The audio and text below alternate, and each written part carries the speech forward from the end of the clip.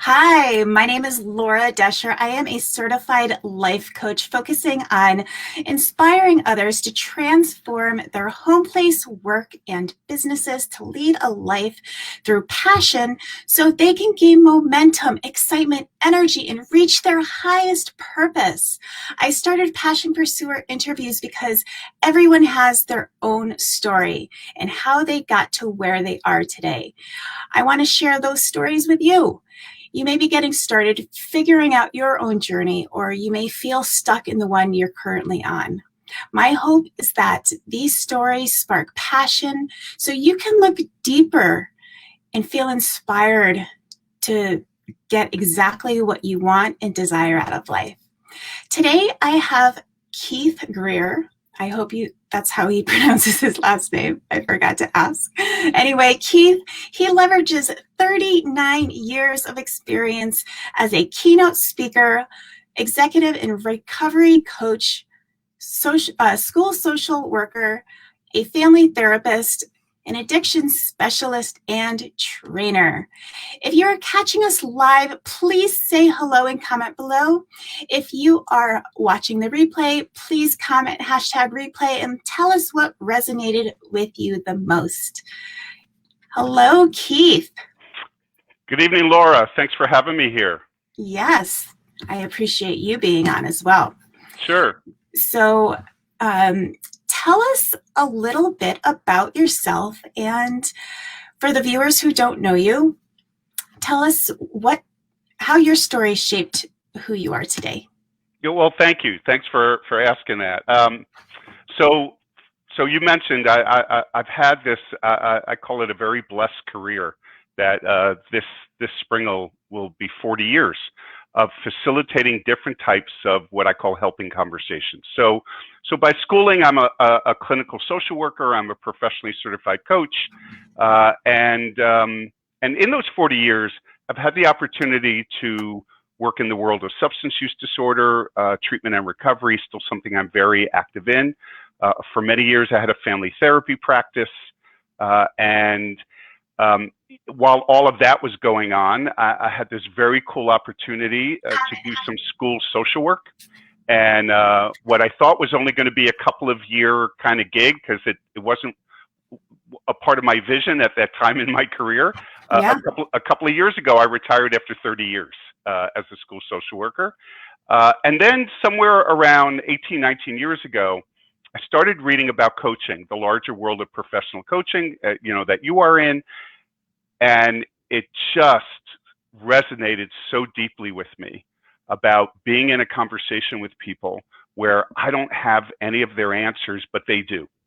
And that my job is to listen deeply, ask good questions, create and maintain a safe space.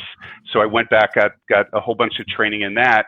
And fast forwarding to today, especially with my retirement from school, today I coach and train, and in two primary areas. I am a recovery coach, and I do a lot of training in New York State for people who want to become a recovery coach. And I'm an executive coach, so I work a bit in the corporate side of things, leadership development, things like that. And am, again, blessed to do this work with amazing people. And I'm probably more excited and passionate about what I do than I was 40 years ago. It's just, it's an amazing field to be in. And isn't that an amazing feeling to have just within? Yes, it is. And I've been around long enough to see many very skilled, many talented colleagues leave the field, because so I'm going to share a bit of a bias about those of us who in the helping world. I had a student a number of years ago. I'll never forget this. I was in my office having a conversation with him. I was in a high school, and this wonderful young man turned to me in the middle of a conversation and said, Mr. Greer, what you do is so easy. All you do is sit around and listen. And that has so stuck with me. But I also believe that there is a bit of a vibe in our larger culture that what helping people do is simple.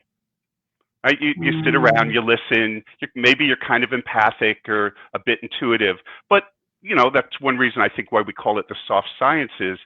And the longer I've gone in the field and the more I continue to read about evidence-based practices, about the science of change, the more I become enamored with how skillful and talented helping people are. And I think sometimes that it's just not appreciated by people who look in and are not keenly aware of exactly what is involved in the kind of work we do. For me, I think it's more of the not so much not appreciated, but their lens hasn't been fully focused in this area. No question. Yeah, a lot of people, the majority of the people in the world just don't want to dive deeper, and we're the ones that do. And yes, we are the ones who invite people to do that deep dive. Yes. Yeah. All right. So before we get into what you do and how you help people, I really want to pull out how you found this passion for yourself and what made you decide that this was the purpose that you were going to have in life. So I'm a very big believer, Laura, that if not all of us, the large majority of us in the helping world, it's not a coincidence that we are here. When I train folks, I always ask around the room, how many of you from your first breath, literally from your first breath, have been innately caring, compassionate, empathic, intuitive, thoughtful, self-aware. And inevitably, when I'm in front of any group of helping people, everyone in the room shakes their head and says, yeah, that's who I've been since my first breath. So that's who I've been since my first breath. Do you believe that to be true? I do believe that to be true. Yeah, okay. Very much so. And another story I sometimes tell, which is a bit traumatic, but based in some fact, is I was the kid all through school, kindergarten through 12th grade, that 4 report cards a year, and on every report card there was a statement that basically said, Keith socializes too much. Now I realize that message from that system, they weren't saying that to me because they were congratulating me on my wonderful interactional skills. They were saying, sit down, sit still, and close your mouth. But that's not who I was. I have always been fascinated with people, with relationships, with conversation. So that's one piece. The second piece for me that is probably even of greater significance is not unlike many teens. I had my struggles. And my struggles put me at a very early age in high school in front of some helping people. And a few of those folks to this day, I think about every day.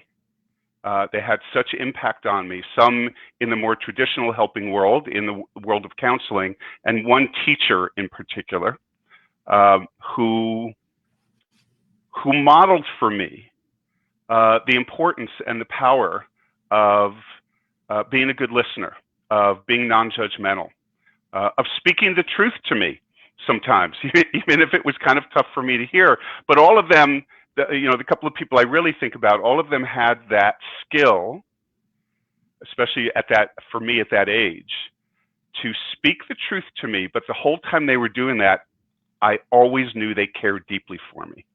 And that, I'm sitting here at almost 62, and I'm not exaggerating when I say I think of those people on almost a daily basis. I'm getting shivers just thinking about it. That's amazing, because a lot of people go through their whole educational system, one being myself, that really never had that connection with a teacher that showed even a little remote of caring or helped me inspire to be who I wanted to be later in life. Yeah. For me, it was Sheila Berg. She was a social studies teacher in my high school. She was a tough teacher. And in the name of transparency, I was one of those kids who was struggling with some substance use. Now, what did Mrs. Berg know about substance use in the year 1977? Nothing. But she knew I was struggling. Yeah. And even though I was not one of the best kids in class in terms of academic achievement, she knew I was struggling. And she made a point of being there for me and getting to know me. And I would imagine, because I've now experienced it in my 30 years as a social worker, that there was interaction that probably in the moment she didn't think of as so impactful on me, but it was. Absolutely. And I can understand how much gratitude you would have for an individual like that. Yes. Really great. Thank you so much for sharing that. Sure. Yeah. So let's dive deeper into your practice and tell us how you help people. You mentioned you were an executive coach. How Right. can you bring these viewers information that would help them in the teaching world? So one of the things that guides my thinking and my doing in that world of executive coaching, and is that I do believe that there are a couple of narratives still at play in most workplaces that are false narratives and don't do the people any good. So one narrative that I believe that is still there is leave your stuff at home. Leave your bad days at home. You're now at work. Well, I would love to speak to any human being who has figured out how to do that, because I sure haven't, right? We don't work that way. We don't compartmentalize that way. Right. And so it has been a radically unfair and hurtful message, I think, over the generations that has led people to believe I'm supposed to walk into work today, and even though chaos reigns in some other part of my personal life, I'm supposed to leave it at the door. So that's one narrative. The other narrative that I think has been hurtful is that somehow the relationships we create at work operate on some different rules than the relationships we create in our personal life. And that's not true. Relationships are relationships. And when you look at some of the research around workplace satisfaction, that research often points to the people who are most satisfied at work are people who enjoy significant, intimate, interpersonal relationships with coworkers. So it goes beyond just am I pulling meaning from the work that I do? Am I going to a place where on a people level, I feel good and I feel connected and people look out for me and I look out for people. So in my work in the executive world, a lot of it is around how to communicate effectively. A lot of it is around the most basic understanding. And sometimes it still blows me away that we even need to have this conversation, but we do, which is how do we engender trust and safety and inclusion with each other, within an organization, within my team, within an organization. I think for school teachers, I would get curious about that in terms of, again, the level of trust between you and your colleagues, the level of trust between you and administration. Is there a high enough level of trust and safety in the room when you meet with whoever you meet with for your observations? Or is that just, again, something that seems to just happen because the system says it should happen, and we don't attend to trust and safety? For me, a lot of this is based in one of the most transformational trainings I've ever attended a few years ago on a modality called conversational intelligence, which was created by a brilliant woman by the name of Judith Glaser, who sadly passed away about 1.5 years ago.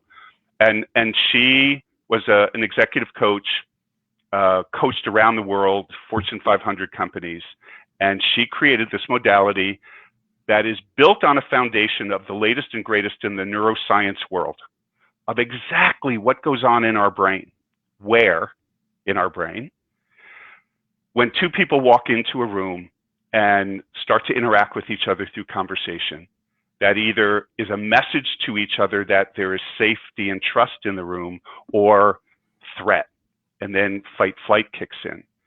And the research would tell us that if you and I walked in a room together and laid eyes on each other for the first time, 0.07 seconds is how quickly we are making decisions as to whether we perceive each other as friend or foe. And so, wow, that's short. It is very quick that our brain gets to work. You know, when I do this, both as a coach and a trainer around conversational intelligence, I really emphasize for people that I think sometimes we don't appreciate the function of our fight-flight response.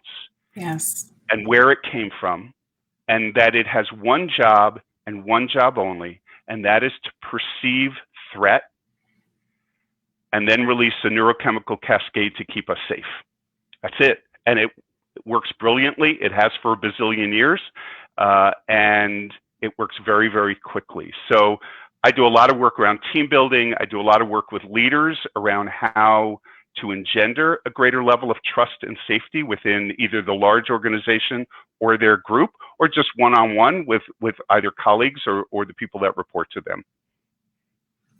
That's really fascinating. So if you could give a couple tips on how they could actually just be more mindful as they talk to new students coming through the door or new coworkers in the school system or anything along those lines, what kind of tips could you provide to help them just be more mindful of that quick decision that their mind automatically makes? Right. Wonderful question. So I think a couple of things.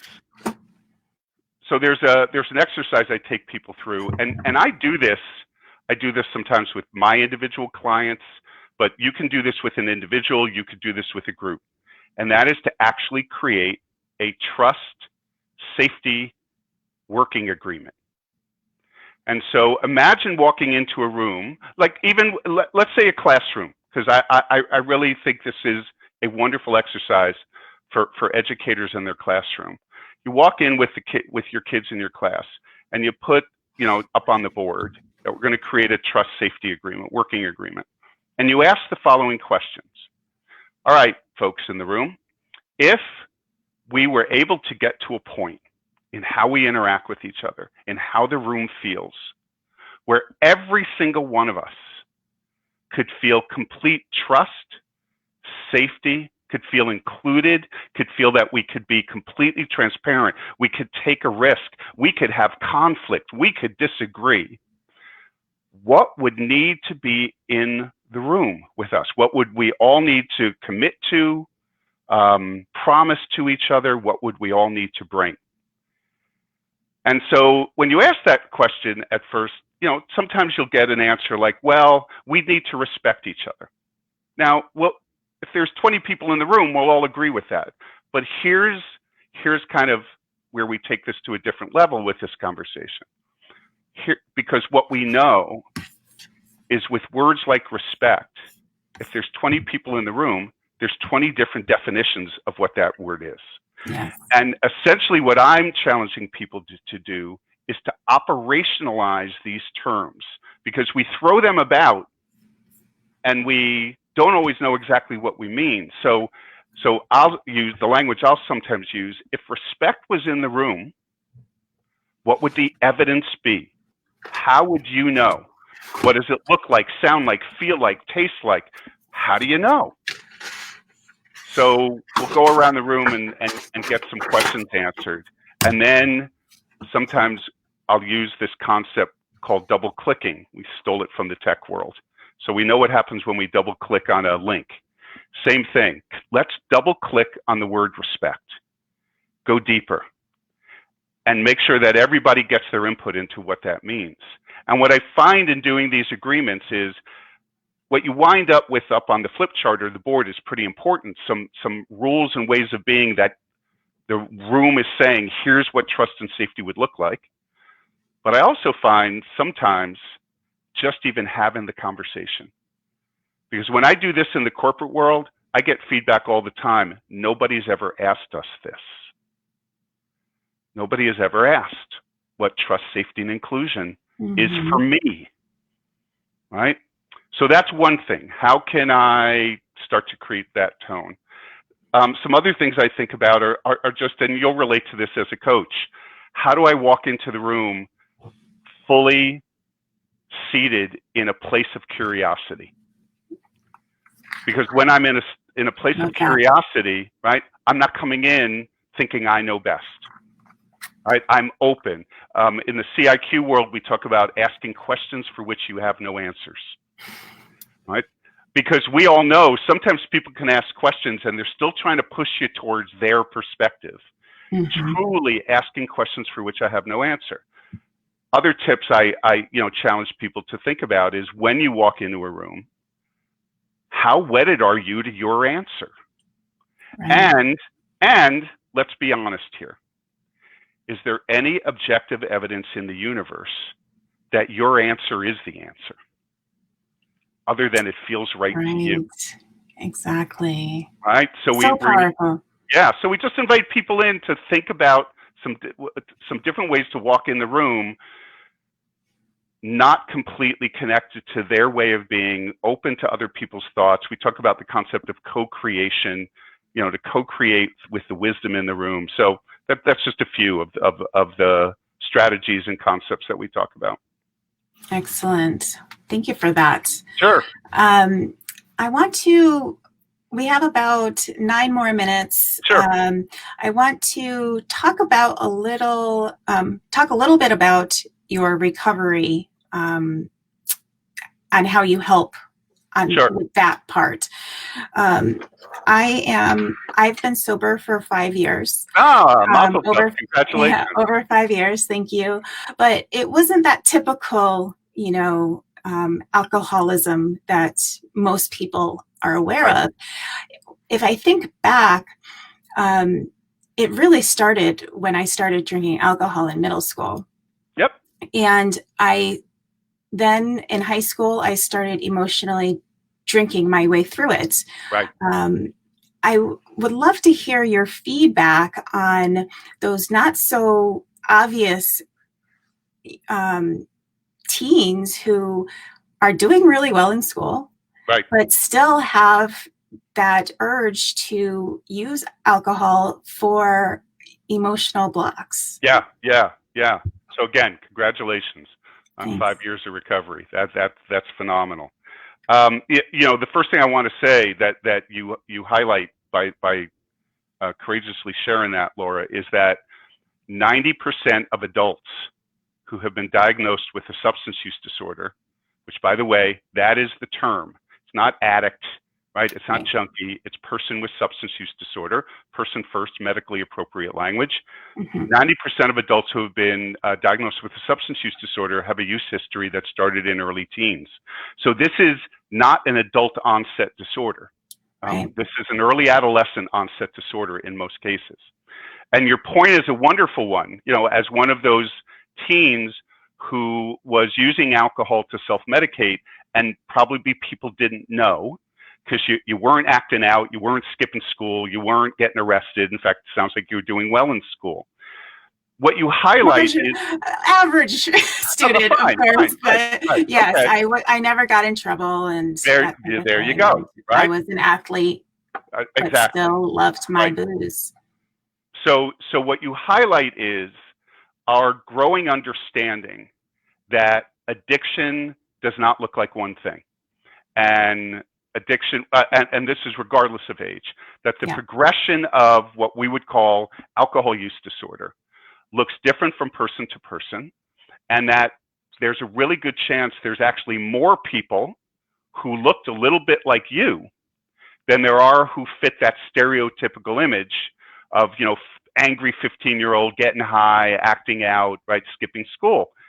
And it's so important for educators and parents to think about that, because we still, very much so, still in our culture, hold on to a good kid, bad kid perspective about substance use. Good kids don't use, bad kids do. Yeah. And this is not a good kid, bad kid conversation. I've done this work for 40 years, and I've worked with thousands of kids who have struggled with substances, and every single one of them was phenomenal and magical and beautiful and struggling. So we just need to even start there with a level of awareness that pattern you described is rampant in most high schools right now. So how can we help that as educators to be able to even be privy to those types of students? So I'm going to go back to Mrs. Berg, Hmm. right? She just had that intuitive hit. And again, remember, we're talking 1977, so our knowledge about this whole issue was still in the Stone Age. So look, I always ask educators when they ask me this question, what can I do to help these kids? I always ask educators to think about who was that educator that you still think about. And it was probably an educator who got to know you, listened to you, saw you as a full human being, was curious about you, didn't judge you. And if you do that as an educator, just don't ever minimize the impact of that. You do not need, as an educator, to intervene on it, right? Or call, let's call Laura out. Right. You need to be there. And maybe somewhere in that relationship, the Lauras of the world are going to say, hey, Mr. and Mrs. So-and-so, can I share something with you? And I just don't ever want teachers to minimize that role. I find in the years that I've done this training with educators, because their heart is so big, they want me to tell them, how do I know what to look for, and how Right. don't have an answer to that. Yeah. Just love the kids you work with. Yeah. And be human with them. Right. And be present. And be present. Oh my, yeah. Still be a teacher and completely be not present in your day-to-day work. And I think that's another part of where passion comes into the education system, Right. is that you really need to be passionate about helping these kids, whether it be through their outside world or in their academics. Right. And just to reiterate, because I think this is so important, I just started doing some training here in my area with a recovery high school. We have our first recovery high school opening up, which is so exciting. Yeah. And we were just having this conversation, which is the best thing that educators can do is make themselves knowledgeable about our latest understanding of what substance use disorder looks like in teens, the range of what it can look like. Make yourself knowledgeable about some of the changes that we're making in how we talk about it. So we're moving away from stigmatized language. One of the most exciting aspects that is going on in the field right now is the concept of multiple pathways of recovery. That recovery does not, in the treatment and recovery world, we have been dominated by a very rigid definition of what recovery is, which is usually some combination of inpatient, outpatient, 12-step adherence like AA or NA, and total abstinence. And if you don't do those things, you can't call yourself recovering. Right. And over the last 15 years or so, there's been a ton of research done, and we're moving in a wonderful direction where we're now recognizing if we, on any given day, they assume there's about 24 million of us in the United States that would identify as being in recovery. And by the way, I am. And congratulations. If we were to poll those 24 million people and ask them what their pathway of recovery has looked like, it runs the gamut. Yeah. It runs the gamut. And what we're being able to do is we're starting to celebrate that. We're starting to understand the concept of harm reduction, that pushing abstinence only isn't necessarily for everybody. This is very relevant for teens who might not want to grab on to the abstinence only for the rest of my life, is what I sometimes hear. So those kinds of concepts can be very, very helpful for educators just to make themselves aware of. Great stuff. That's, so powerful. Thank you. So I want to give the viewers your information. I know you had a podcast that you do. Tell us a little bit about that and where our viewers can reach you going forward. Sure. So I am about halfway through my second season of this project I'm doing, this podcast called The Helping Conversation. And what I do is I came up with this definition because I have become so enamored with a lot of the science behind, as we talked about when we came on, the science behind what we do. But I wanted the conversation to go beyond people that would traditionally be thought of as the helpers, coaches, psychologists, social workers. So I came up with this definition that a helping conversation is any conversation where in the moment a person is there to help another person, and or the person is there to facilitate the ongoing growth and development of a person, group, or organization. So with that definition, that opens up who helps to business leaders, entrepreneurs, teachers, clergy, law enforcement, you name it. Anybody who wants to serve, right? Anybody who is there to serve another. Beautifully said. Yes, thank you, Laura. Perfect. So I do this podcast where I bring people on and we talk some about what they do and who they do it with, but I try and focus as much as I can on the how. What are the skills you use? What are the strategies you use? What are the modalities or models or theories that guide your work that have some evidence behind them? And I have had just some wonderful conversations. I just did one with an auctioneer. Like, who would think of an auctioneer as a helping person? But the science behind how she does what she does to help nonprofits raise money paralleled a lot of what I do as a coach. It was fascinating. Really I just did one a couple of episodes ago with a high school special ed teacher of what she brings into her work and her relationship building with her students. So it's called The Helping Conversation. It's available on all the usual podcast platforms, iTunes, things like that. And it's just fun. I'm just so enjoying it. Other ways people can get a hold of me. KeithGreerCoaching.com is my website. Keith Greer, you can find me on Facebook. You can find me on LinkedIn. If you are a YouTuber, I have a YouTube channel. And just, again, go to YouTube and just search Keith Greer Coaching. You'll find it there. And if anyone wants to chat about conversational intelligence, how to bring that into their workplace, our conversation around some of the challenges with substance use disorder and recovery, please don't hesitate to give me a call. Excellent. This was amazing. So much in this, and I really appreciate your time. Laura, thank you so much for inviting me on. I really enjoyed our conversation. You're welcome. Before you go, I want to announce the winners of the $5 Starbucks gift card, and they are Calvin Nellum and Elena Malcolm. Congratulations to you both. Masha will tag you in this post to let you know that you've won. And I hope everyone has enjoyed this segment of Passion Pursuer. I will leave you with this. If you want to be kind, rich, healthy, wealthy, grateful, commit to it today.